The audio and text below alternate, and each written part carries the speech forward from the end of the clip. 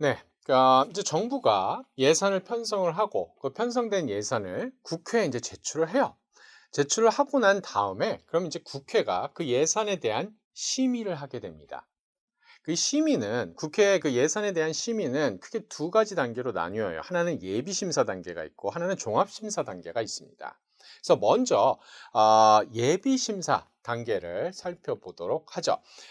먼저 첫 번째 단계는 일단 정부가 그 회계연도 개시 120일 전에 아까 얘기했었죠. 9월 3일입니다. 그것이 9월 3일까지 국회에 예산을 제출을 하게 돼요. 예산을 편성해서 이제 제출을 하게 되면 국회의장은 그 예산안을 소관 상임위원회에 회부를 하게 됩니다. 예. 여러분들 그 상임위원회에 대한 얘기를 할 때 그 이 각각의 상임위원회는 행정부의 행정부처와 1대1 대응하는 방식으로 구성이 되어진다라고 얘기를 했었었죠. 그죠? 그래서 국회의장이 예산안을 소관 상임위원회에 회부를 한다라고 하는 것은 뭘 의미를 하냐 하면 행정부의 국방부 예산안이 있지 않습니까? 이거는 상임위원회, 그러니까 여러 상임위원회 중에 국방위원회에 그 국방부 예산안을 보내서 심사를 하게 한다라는 그러한 얘기입니다. 혹은 뭐 행정부처의 교육부 예산은 그러면 상임위원회, 그러니까 국회 내 어떤 상임위원회로 가겠어요? 교육위원회로 가게 된다라는 겁니다. 여성가족부 행정부의 이 예산은 여성가족위원회로 가게 된다라는 거죠, 국회에. 그래서 예산, 각 부처에 대한 이제 예산들이 종합돼서 쭉 올라왔을 때 이제 그것들을 예산안을 이제 그 부처별로 각 그 소관 상임위원회로 이제 그 예산안을 회부를 시킨다라는 그러한 얘기죠. 어, 이렇게 이제 소관 상임위원회 그 정부의 예산안이 이제 이 회부가 되고 나면 시정연설이 있습니다. 그러니까 행정부의 이제 대표들이 나와서 국회 본회의에서 연설을 하게 돼요. 그러니까 이 제출된 예산, 그러니까 내년도 예산안을 지금 제출을 했는데 이 예산안이 왜 이런 식으로 그러니까 예산을 엄청 늘렸어요. 뭐 몇 조를 늘렸어요. 그러면 전년도에 비해서 왜 이렇게 예산이 증액될 수밖에 없는지에 대한 이제 그 나름대로의 설명들을 예를 들어 한다라는 겁니다. 예. 그리고 그 예산이 이제 어떤 목적을 가지고 작성이 되었는지 어떤 그 큰 그 목표나 이제 이런 것들도 비전이나 이제 이런 것들도 같이 시정연설을 통해서 얘기를 한다라는 거죠. 그러니까 예산안에 대한 전반적인 설명 이런 것들이 시정연설을 통해서 그 국회 본회의장에서 이제 시정연설이 이루어지게 된다라는 겁니다.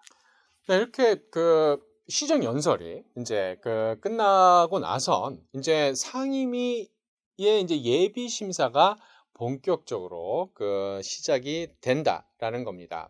예. 그래서 이 상임위 예비 심사 단계는 여기에 이렇게 구성이 되어 있어요. 그래서 일단 예산안이 상임위에 상정이 되죠. 그리고 제안 설명을 듣습니다. 그러니까 이제 각 행정부처의 장이 와서 이번 예산은 이러이러이러한 어떤 의미를 가지고 요렇게 만들었고 막 이제 하는 이제 그런 얘기들을 듣게 돼요. 그다음에 이제 전문위원들이 그 예산안에 대한 검토 보고를 하게 됩니다. 그러니까 각 상임위원회에 이 상임위에 관련된 업무들을 담당을 하는 그러니까 관련된 법안들을 연구하거나 뭐 행정 처리를 한다거나 하는 이런 전문위원들이 소속되어 있다라고 얘기를 했었습니다. 상임위원회 공부를 할 때. 이 전문위원들이 그 예산안에 대한 것도 마찬가지로 검토를 하고 요러요러한 문제가 있습니다. 뭐 요러요러한 것들이 쟁점이 될 수 있습니다. 라는 식으로 이 상임위원회에 이제 보고를 하게 된다라는 겁니다. 이 전문위원들의 검토 보고가 이제 끝나고 나선 대체 토론 소위원회에서 이제 심사를 하게 돼요. 그러니까 예산 결산 그 심사 소위원회가 모든 상임위원회에 다 존재합니다. 그래서 이제 여기에서 이 대체 토론 서로 이제 이 쟁점들에 대한 얘기들을 이 예산안에 대한 이제 그 무슨 문제가 있는지 어떤 식으로 바꾸는 게 좋은 건지라고 하는 이제 그런 논의들이 소위원회 심사 단계에서 일어나게 돼요. 그리고 그 소위원회에서 이제 최종적으로 뭐 이제 그 검토가 다 끝나고 난 다음에 이거를 상임위 전체로 이제 올리게 됩니다. 그래서 전체 상임위원회에서 마지막으로 한 번 더 찬반 토론을 하면서 그 검토를 하게 된다라는 거죠, 예산안을.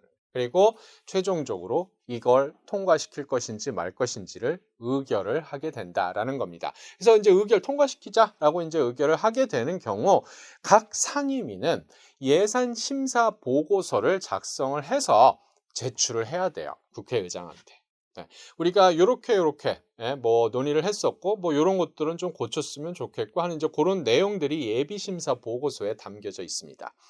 그래서 그 상임위는 요것을 국회의장한테 이제 제출을 하는 것들을 통해서 상임위의 이 예산안 예비 심사 단계는 이제 끝나는 거예요. 그러면 이제 국회의장 각 상임위원회에서 이제 예비 심사 보고서들이 다 국회의장한테 제출이 된 거 아닙니까? 그죠?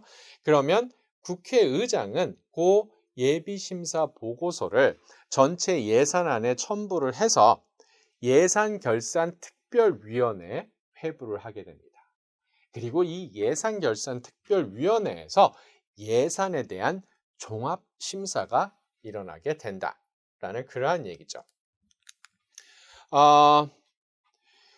이 예산결산특별위원회의 어떤 종합심사에 대한 얘기를 하기에 앞서서 일단 이 상임위 예비심사에 대한 그 얘기를 조금만 더 해보도록 하죠. 이 상임위 예비심사는 예산결산특별위원회 심사에 앞선 예비적 성격에 불과한 거다라는 겁니다. 뭐 예비심사라고 했으니까 진짜 예비적 성격에 불과한 거다라고 얘기를 할 수 있겠죠. 그럼 어떤 측면에서 이게 예비적 성격이냐라는 건데 상임위원회에서 그 심사한 그 심사 결과가 나중에 종합심사를 하는 예산결산위원회 심사에 영향을 미칠 수가 없어요.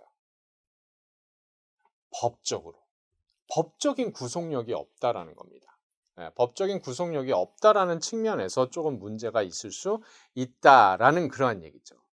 근데 이제 다만 예비심사 단계에서 상임위가 삭감한 예산 각 항의 항목, 이제 금액을, 그러니까 거기서 이건 너무 예산이 너무 많이 할당돼 있는데 하면서 이제 삭감을 했어요. 삭감을 했는데 상임위에서 예비심사 단계에서. 근데 예산결산특별위원회가 이걸 다시 증가시키려고 해요. 뭐 이럴 때는 상임위의 동의를 얻어야만 한다라는 겁니다. 근데 반드시 동의를 얻을 필요도 없어요. 왜? 법적으로 구속되지 않는 거기 때문에. 네. 근데 이제 예의상 이렇게 심사를 했는데 우리가 이러한 이유 때문에 어쩔 수 없이 다시 증액을 시켜야 되겠습니다. 라고 얘기하고 넘어갈 수 있다는 거죠.